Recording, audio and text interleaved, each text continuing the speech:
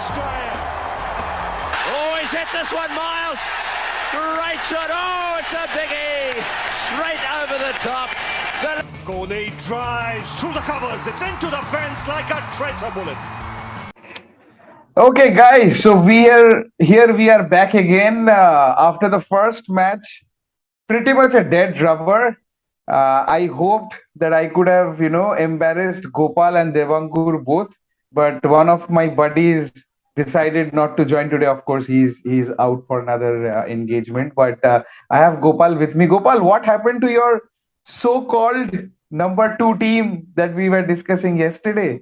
I mean, see, on the lineup, if you look at it, Sayantan, I still feel Sri Lanka had that power to become the number two squad. But I also, if you realize, I also said that Afghanistan had that surprise package, and they really did what they did the best was, first of all, win the toss, field first, restrict the opposition to a below par score, and then chase it down in super quick time. So that was a clinical performance from Afghanistan. And I also said that they will definitely be a very surprise package. And if the teams are going to take them lightly, they're going to lose matches. And probably Sri Lanka had that today at different stages of the game is what I felt. Shayantan. Even when Bhanuka Rajapaksa was playing it out, if you look at the game here, Hasaranga should have played some balls and probably just tried to rotate the strike. But then he went after the bowling. Shanaka went after the bowling. And then, I mean, they completely lost the way. Taking Afghanistan a bit lightly, and they have actually paid the price. They've lost the match.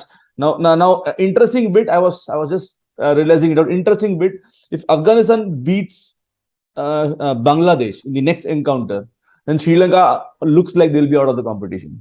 They'll not be able to make it to the competition. Yeah, see, we were discussing this is a tough group, right? All three of them are pretty evenly matched side, and the problem is this is not a defeat. This is a drubbing. They've won in a T20 match. They have 10 won overs in with 10 overs to spare, 8 wickets with 8 wickets, which means with 8 wickets. I mean, in a way, see, the wickets don't count in your run rate, but the 10 overs that you kept in your hand to win definitely is, keeping Afghanistan well in the race. Even with the first match of the event, they're probably one of the 4 teams who are going to go in the Super Fours. And, you're right.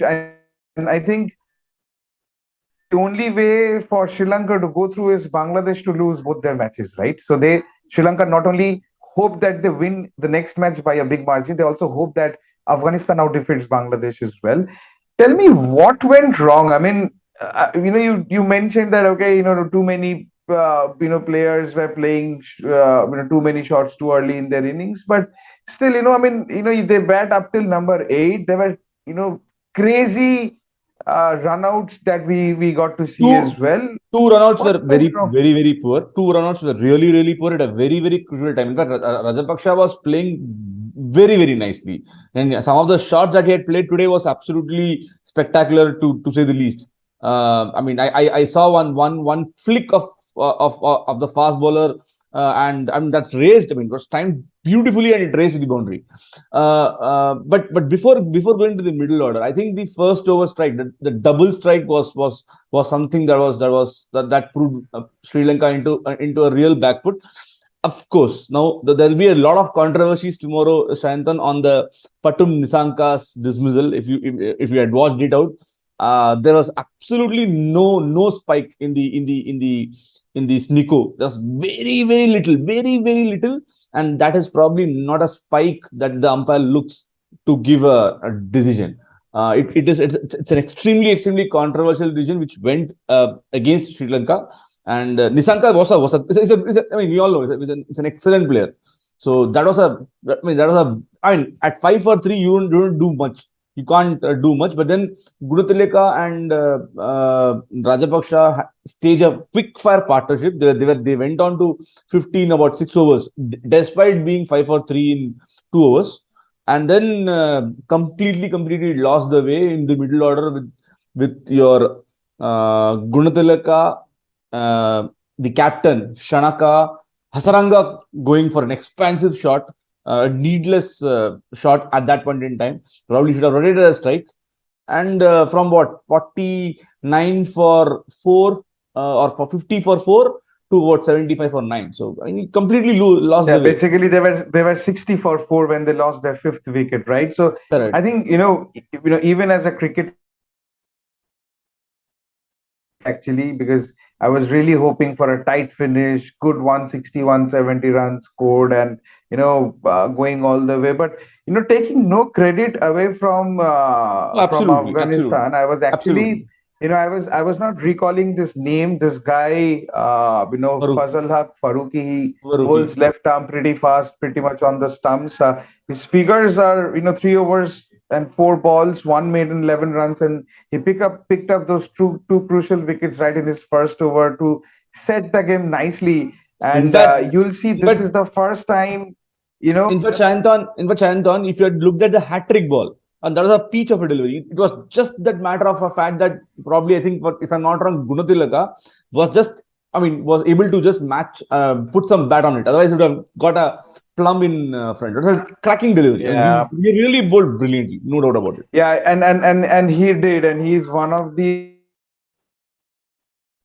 areas where this Afghan team always lacked was to get good fast bowlers, right? They Correct, always had quality spinners, but they correct. never had good fast bowlers. So this guy is someone I think they should build upon, get him more and more exposure, get him to play against some of the big teams, and really groom him well. Karuna, Coming to the see, batting of Afghanistan, I think, yeah, Karuna, see, sure. there's one more thing. Probably Afghanistan on the bowling lineup. I would still probably. I thought from 75 or 9 to allow Sri Lanka to go up till the 100 mark was a lost chance that Bangladesh could have probably had if they would have lost this match, and they would have really regretted that particular portion of the game, because they were there. I mean, they had Sri Lanka on the match at 75 or 9. There was nothing. There's nothing in the total. But 100 psychologically, teams just have that psychological advantage of saying that okay, in 20 overs has given something to the bowlers. So that is Yeah. something that probably Afghanistan would actually want to think about it. And yeah, I mean, a clinical bowling performance, excellent fielding. I don't think there was any catches dropped, if barring one.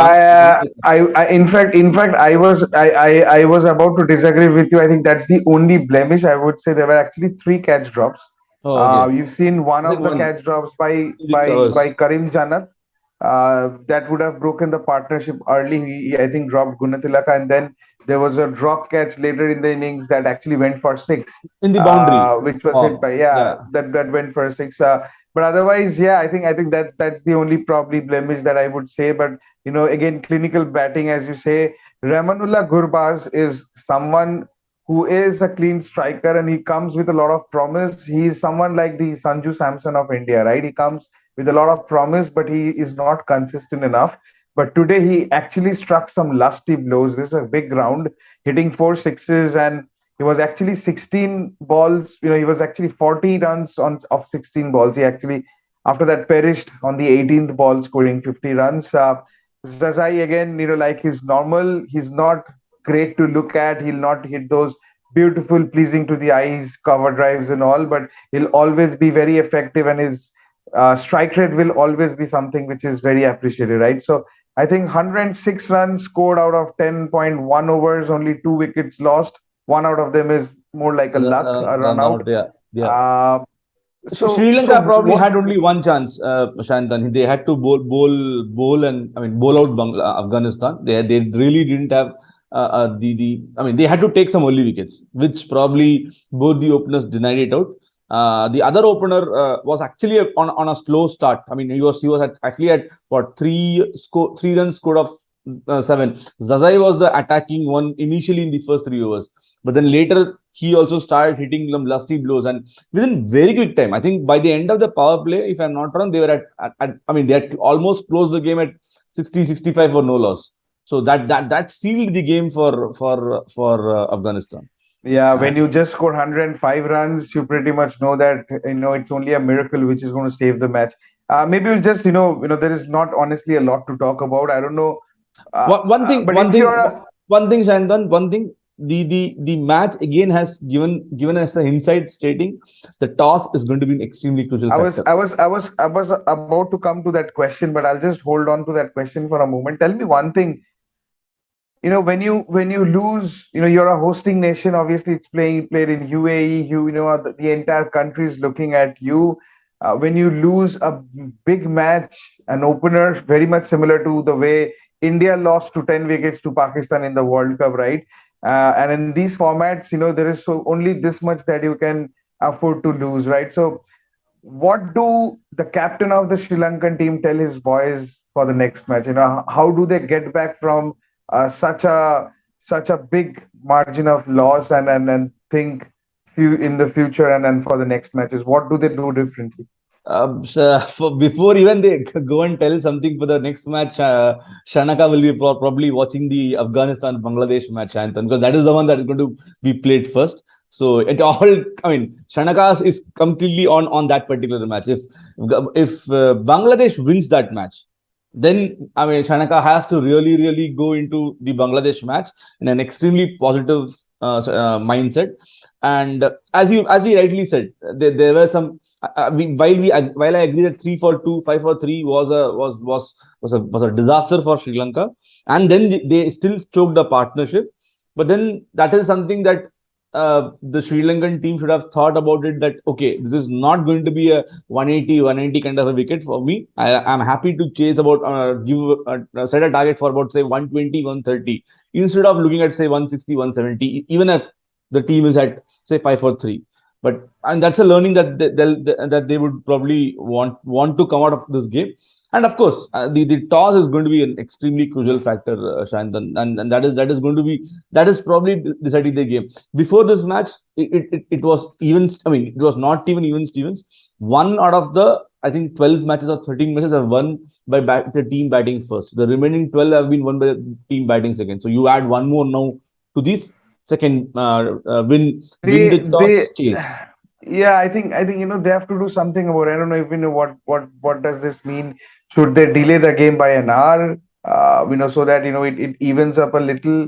But if this is if there are more matches which are won because of the team winning the toss, it's not going to be a fun event to watch for, right? So I think okay. I think we'll probably end this quick because again, honestly, there is not much to do. Sri Lanka has an uphill task in front of them.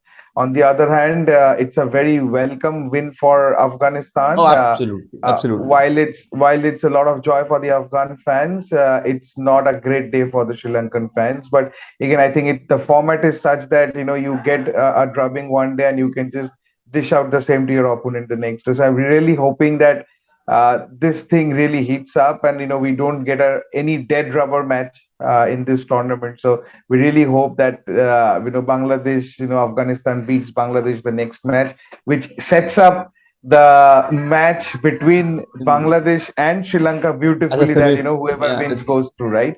correct. So I'm really hoping for that. We have a big match tomorrow. All excited about that. There's lots to talk about, especially the encounter that happened last time. So I think thank you so much, Gopal, for staying up till this late Pleasure. and hoping that Devankur is going to join us tomorrow. I don't Of know if he course. escaped the talk today because of the way Sri Lanka performed, but jokes aside. We will be back tomorrow doing a pre-match session to talk about the squad, the team news, and what are our assumptions on the playing 11s and how would some of the strategies should work. So keep watching. Just another cricket podcast. This is Shantan with Gopal. We'll be signing off now. Thank you for watching. If you like this video, please subscribe to our channel as well. Take care. Good night. Bye bye. Bye bye. Bye.